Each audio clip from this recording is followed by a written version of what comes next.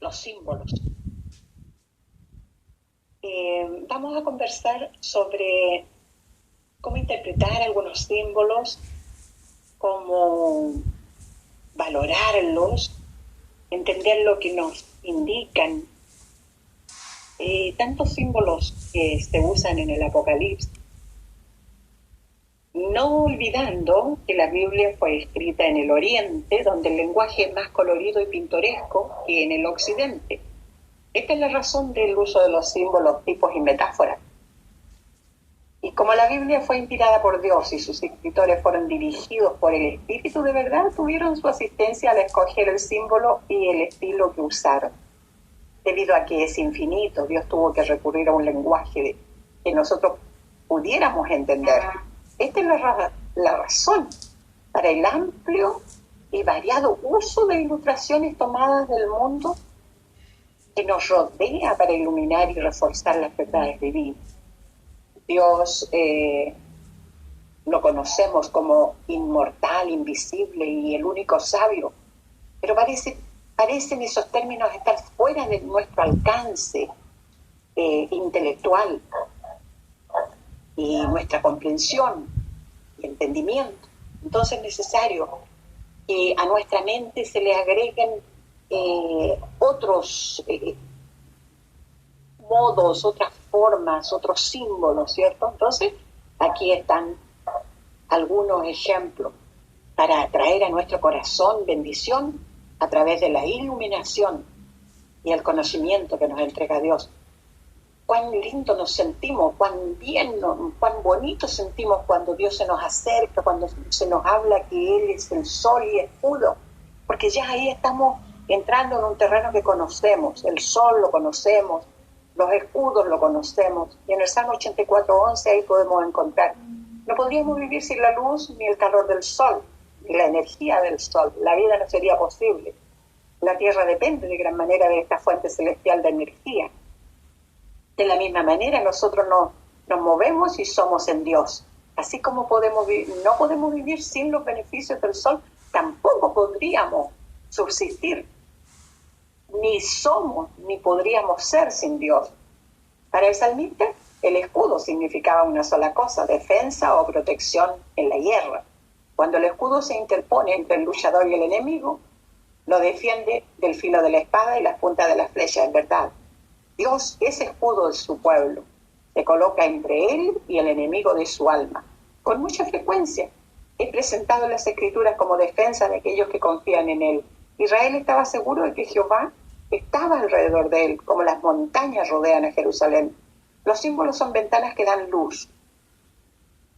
Sugieren las verdades y las ideas de acuerdo con su relación o asociación. La palabra símbolo viene de dos palabras griegas: sin, que significa con, y bayerin, que significa lanzar. Y en combinación sugieren lanzar juntos. ¿Se da cuenta? Y de esta manera vamos entonces alcanzando el entendimiento finito que nosotros poseemos, pero al agregarle entonces otra sinonimia a través de símbolos para que nuestro entendimiento sea grande, se eduque. A menudo los símbolos son una señal visible de una cualidad o idea invisible. Por ejemplo, el león es símbolo de coraje, la paloma de paz, el cordero de humildad. Los símbolos representan personas, cosas y atributos gracias a algún rasgo o de parecido entre el símbolo y el objeto simbolizado. No siempre es fácil determinar la diferencia entre lo literal y lo figurado. El Espíritu Santo, sin embargo, proporciona el entendimiento espiritual necesario para interpretar como es debido este bello y expresivo lenguaje simbólico de la Biblia. Un principio muy seguro que debe ser observado es tomarlo todo literalmente, a menos que se indique lo contrario en el texto. Las langostas tenían en sus cabezas como coronas de oro. En el 9:7 no eran coronas verdaderas, sino que solo tenían la semejanza de coronas. Otra cosa que debemos tener presente en la interpretación de un símbolo es averiguar cuál es el uso o su uso a través de las Escrituras y luego comparar los pasajes entre sí para determinar su pleno significado. Si tomamos como ejemplo una figura usada con mucha frecuencia, como el fuego, descubriremos que representa a Dios, a Cristo, al Espíritu, a la palabra, a la autoridad profética, al juicio y muchas cosas más. Al agrupar los símbolos del Apocalipsis, tomando en cuenta que hay casi 300 citas del Antiguo Testamento en él, nos damos cuenta que las raíces de este último libro de la Biblia se hunden en el pasado y que del pasado nos puede ayudar a interpretar el presente y el futuro. Los símbolos se agrupan, ¿no es cierto? Están los de procedencia animal, de los colores, todo eso, del mineral, de las luminarias, del cuerpo humano, de la naturaleza. Eso lo veremos más adelante. Pero en este momento es interesante saber que el amor de Dios se nos ha acercado tan bellamente a través de sus palabras, de sus escritos, de cómo hombres y mujeres le fueron dando forma a este libro magistral que es la Biblia. Aquí en la Biblia no se cuenta solamente lo bello, no se habla solamente las virtudes de un ser humano, ni se lisonjea a nadie con halagos, ni se exalta sobremanera a un determinado personaje.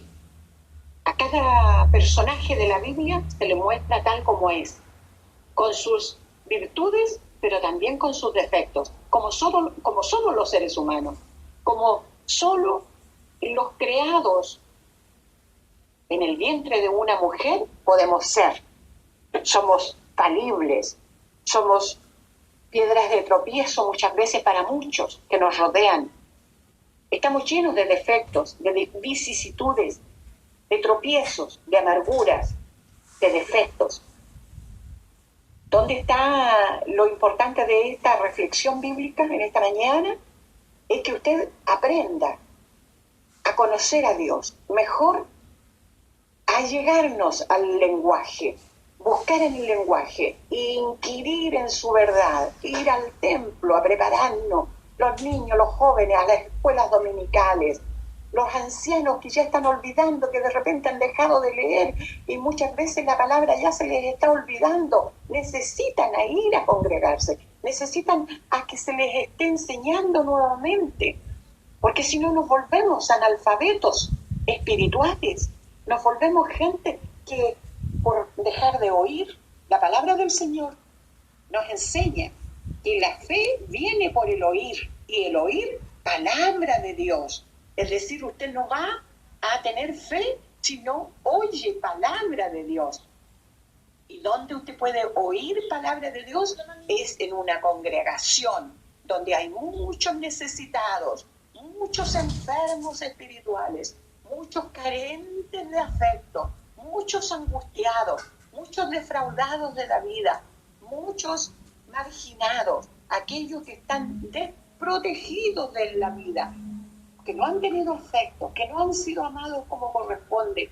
Buscan reunirse allí donde se les habla de amor, donde se les habla de un Padre eterno, donde se les habla de un Dios amoroso que hizo la creación, que fundó los cielos y la tierra, que creó el océano, que le creó a usted en esta mañana.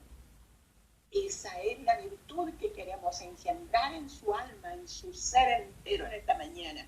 Que usted pueda llegar a conocer al Dios Todopoderoso a través de su palabra. Este bendito acto de amor que Dios nos deja en el Apocalipsis tiene que hacerle meditar en ese tremendo Dios que tenemos.